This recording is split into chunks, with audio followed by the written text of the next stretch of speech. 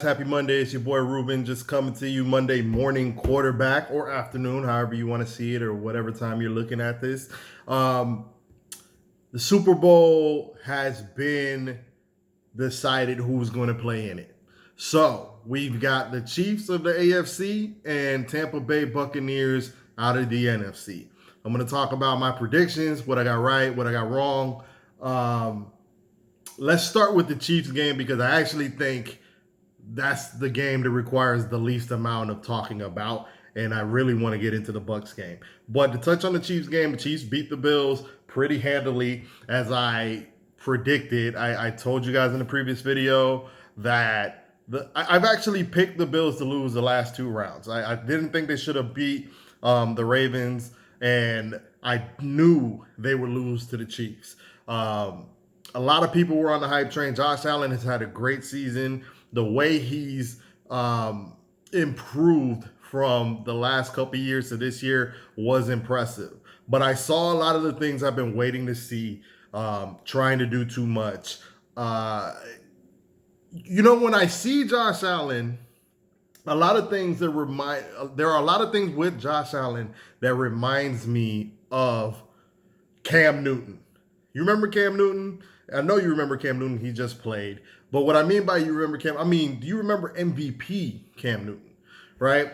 A lot of people tend to fall in love with potential, right? And it's not a bad thing. But what I mean by that is we saw Cam Newton's MVP season, and a lot of people were hyped because we were like, the general consensus, the way people think is, man, he's still so young. He can get better from here.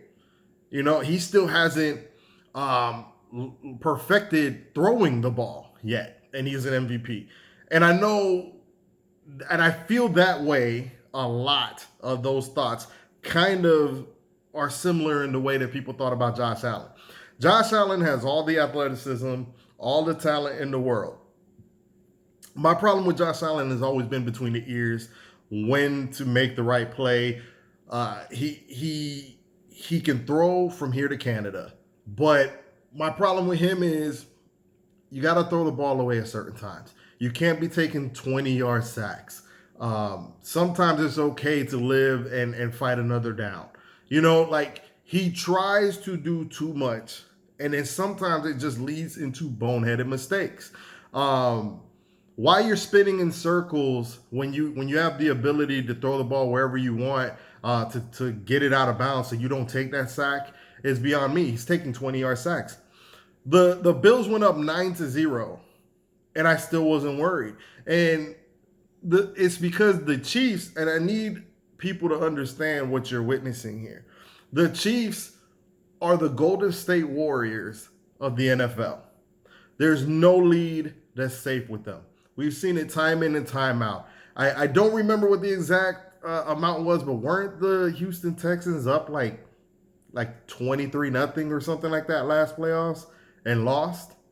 Like, Patrick Mahomes is the Steph Curry of the NFL. You can be up 15, 20 points, but then pop, pop, pop, pop, pop. 5, 6 threes later, you're looking back and like, what happened to my 20-point lead? That's what the Chiefs and Patrick Mahomes represent. If they get anything from the defense, which is kind of a highly underrated defense, the Chiefs are virtually unbeatable. Now, I think the Chiefs right now, if you ask me today, are going to win the Super Bowl. I'm gonna give it some thought and then give you guys my predictions on what I think about that Super Bowl in a separate video. Because I might change my mind on what I think.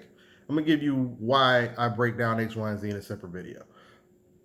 There's really nothing more to say. The Chiefs were the Chiefs, and the Bills were ultimately. If you get into a shootout with the Chiefs, I don't care how talented you are, the Chiefs are just better than you at that. You have the fastest wide receiver, the fastest, most skilled wide receiver in the league in Tyreek Hill. You have the most skilled tight end in the league in Travis Kelce. And then Patrick Mahomes represents exactly what, if you say, imagine if Josh Allen got it together mentally, right? And you put the mental part into the athleticism bottle that he is, right? you would get Patrick Mahomes. The only thing Josh Allen can do that Patrick Mahomes can't do is he might be faster. But as far as arm strength, athleticism, making wild plays, you're seeing something that we ask of our quarterbacks, that we wish from our quarterbacks on a regular basis. It's like, man, if we could just get that guy to understand certain concepts and get it in between, if we can get the mind to match up with his athletic traits, what could that guy be? You're witnessing what we always ask of our quarterbacks in Patrick Mahomes. So I'm excited to see the Chiefs in the Super Bowl. I expected them to make the Super Bowl the entire time. Now, the flip side, where I was wrong, and I was wrong. I had the Packers going to the Super Bowl. Tampa Bay ended up being there. But if you guys have been watching the last couple of videos, I was starting to sway on picking the Buccaneers, especially because I didn't expect them to get to a matchup with Green Bay. And then the more I thought about it, like everything in me said to pick the Buccaneers. And here's why I didn't. The Saints are a better team than the Bucs are. The Packers are a better team than the Bucs are, right? So, and what I mean by that is on paper, player for player, right? The Packers are as complete a team as you can find. So are the Saints. The Saints might have the best roster you can find. But ultimately, if the Buccaneers, it reminds you a lot of the Patriots in that they're going to hang around, and they're going to capitalize off your mistakes. They're typically not going to make the mistakes that are going to beat themselves. They're going to hang around until you make the mistake, and then they're going to seize the moment. You saw a lot of that happen in the Green Bay game. Tom Brady started to make mistakes in the second half, but it was 28-10, and by the time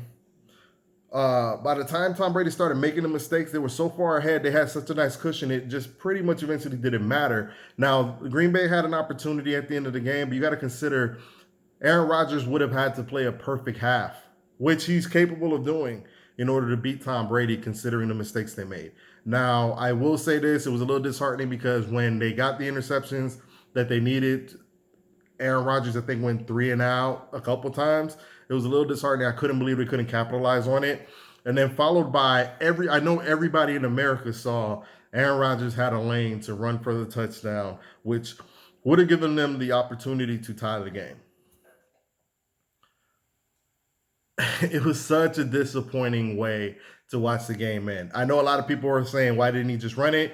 And I'm with you. But you got to understand, if you watch the game, he was getting destroyed from behind. His tackles were really letting him down. A couple of times he tried to move and he was just getting ran down. So he doesn't have eyes in the back of his head. And you got to assume that typically when he runs, he's not really running to run. He's really kind of running to buy time to throw the ball. So I'm not sure he actually saw it.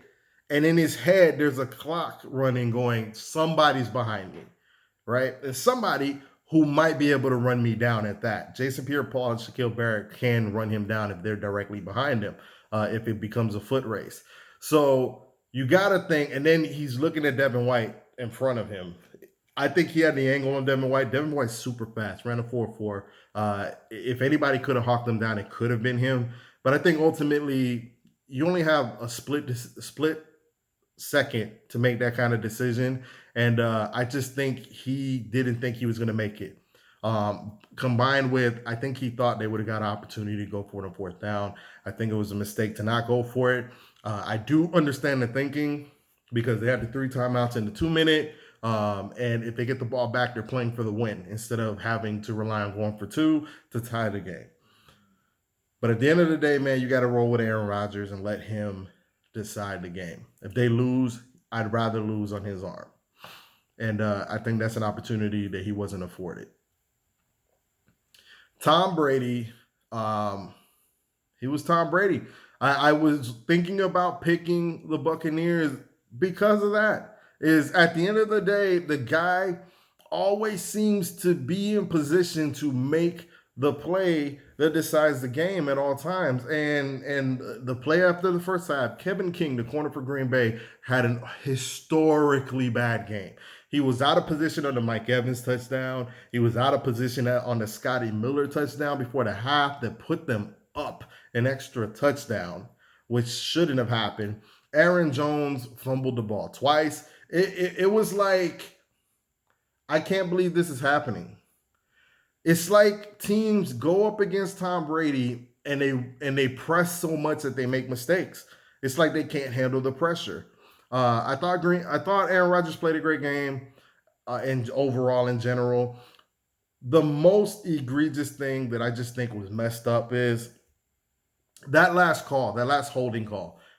It was holding. Okay, that's not what I'm mad about. It was holding. But you can't make that call. And the reason you can't make that call is because I think the series before that, Alan Lazard got hooked and wasn't able to make the play. They didn't throw the flag. The interception in the first quarter that allowed Tampa Bay, I believe, to get their first initial lead and had Green Bay basically chasing them the whole game. That first interception, I might have read that wrong. It might have been they were already but period. Aaron Rodgers had a shot to go down and either take the lead or tie the game. I don't remember the scenario, I'm sorry. But that first interception was a pass interference. And I think this a couple of the series prior to the end of the game when the Green Bay was going 3 and out, there were pass interferences. There was plenty of holding. You can't, and not only can you not make that call, if you're going to make that call, you got to make it right away. You can't sit there, think about it, and let Tom Brady intimidate you into a flag and basically give Tom Brady the game. You've been allowing the players to play the whole game. You let them decide the game. You don't hold the flag and then go, you know what, let's go ahead and throw it now and just decide the game. That's the kind of stuff that conspiracy theorists like myself make us think that the NFL is rigged in certain situations. Do I think that they like all the way fix games and yada, yada, yada? Because I thought they were letting them play a lot, right? But when the game was on the line, you made that call, and that was a horrible call. I feel like if you call it one way, call it the same in the fourth quarter. I think a lot of us share that sentiment. But at the end of the day, the Bucs are in. This is part of why I've never been a fan of Tom Brady, but I do love the Bucs, and I really like the Chiefs. I'm not mad at the matchup. I would have loved. I thought Aaron Rodgers deserved better, but hey, I'm here for whatever this matchup is going to bring. So I hope Tom Brady's ready for this because he's going to see a quarterback that's not going to let him off the hook this time. It should be interesting. Let me know what you guys think in the comments. And until next time, peace.